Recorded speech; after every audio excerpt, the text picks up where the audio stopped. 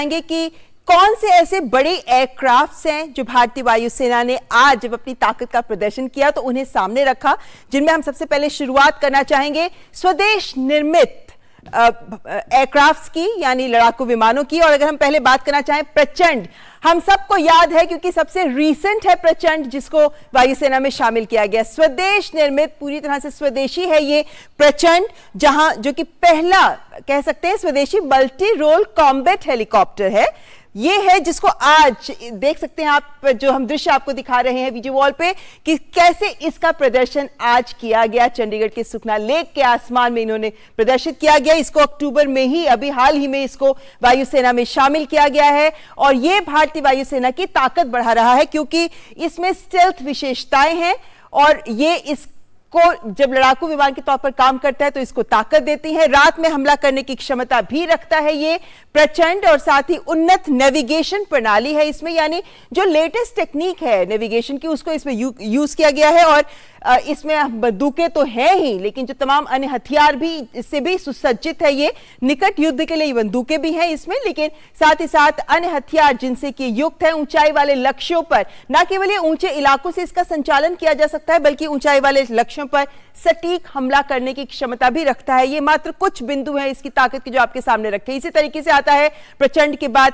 तेजस। तेजस जिसे पूरी तरह से डिजाइन और डेवलप भारत में ही किया गया है, इसीलिए हम कहते हैं स्वदेश निर्मित हल्का लड़ाकू विमान है, जिसके 50% कलपुर्जे भारत में ही बने हैं, लेकिन इसका पूरा डिजाइन डेवलपमेंट भारत में हुआ है। फरवरी 2019 में इसे एयरफोर्स में शामिल किया गया, लेकिन इसकी खासियत यही है कि ये दुर्गम क्षेत्रों में लैंडिंग टेक ऑफ में इसको आसानी, क्योंकि इसको कम जगह चाहिए होती है लैंडिंग और टेक ऑफ के लिए, इसे दुर्गम क्षेत्रों में ये आसानी से लैंड और टेक ऑफ कर सकता है। हर तरह के मौसम में ये काम करने में सक्षम है।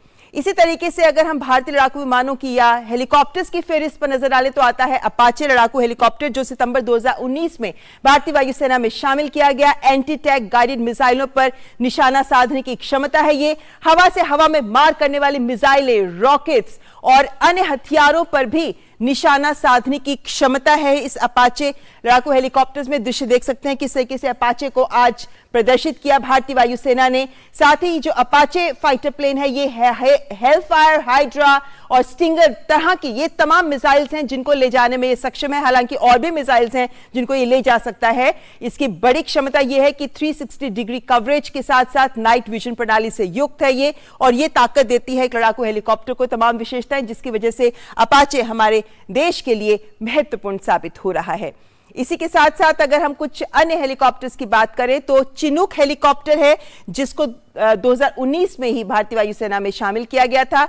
ये बहुत तेज उड़ने वाला भारी परिवहन हेलीकॉप्टर है, यानी ये भारी परिवहन हेलीकॉप्टर है लेकिन तेज रफ्तार है। इसकी 11,000 किलो वजन तक उठाने की क्षमता रखता है चिनूक हेलीकॉप्टर। और ये आप देख सकते हैं कैसे दिखाया गया कि कैसे वो सामान उठाकर लेकर जा रहा है, और यही क्षमता है इसकी जो इसको तेज रफ्तार भी देती है। तेज रफ्तार के बावजूद ये भारी सामान एक जगह से दूसरी जगह पहुंचा पाता है। यह है चिनूक हेलीकॉप्टर, जिसकी तमाम विशेषताएं, जिसकी वजह से भारतीय वायुसेना का अहम हिस्सा है, जिसको आज प्रदर्शित किया गया जब भारतीय वायुसेना ने अपनी ताकत का प्रदर्शन किया, जिसमें चिनूक हेलीकॉप्टर भी महत्वपूर्ण रहा।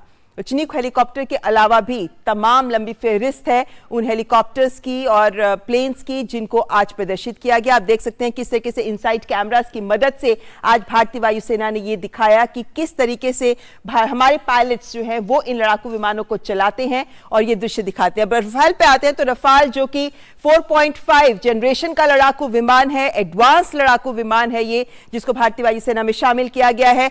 परमाणु विरोधी अभियान हो, जहाज विरोधी अभियान हो या तमाम अन्य तरह के जंगी अभियान हैं जिनके अंदर ये बहुत सक्षम साबित होता है। 1 मिनट में 2500 तक गोलियां दागने वाली गन्स इसमें तैनात हैं। 150 किलोमीटर से ज्यादा की दूरी पर हवा में कोई उड़ता हुआ ऑब्जेक्ट भी है तो उस पर भी सटीक निशाना लगा सकता है, और 300 किलोमीटर तक जमीन पर कोई टारगेट है तो उसे नष्ट करने की भी एक क्षमता रखता है।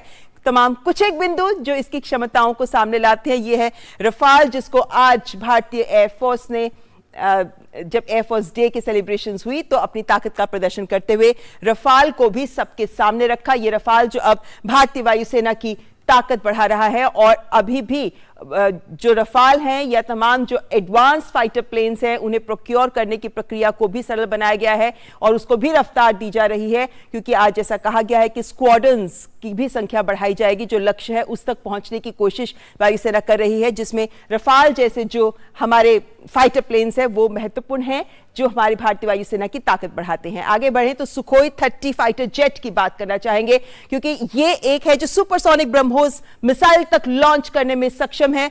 दृश्यों में आप देख सकते हैं सुखोई 30 को दिखाया जा रहा है। 3000 किलोमीटर तक ये हमला कर सकता है। क्रूज रेंज इसकी 3200 किलोमीटर है और 2100 किलोमीटर प्रति घंटे की रफ्तार से चलता है सुखोई 30। सुखोई 30 जो आज दिखाया गया, जब प्रदर्शन किया गया भारतीय वायुसेना की ताकत, जिसमें शामिल है सुखोई 30 फाइटर जेट। और ये फाइटर जेट है जिसको भारत के जितने भी अभियान होते हैं उनमें ये महत्वपूर्ण रोल अदा करता रहा है।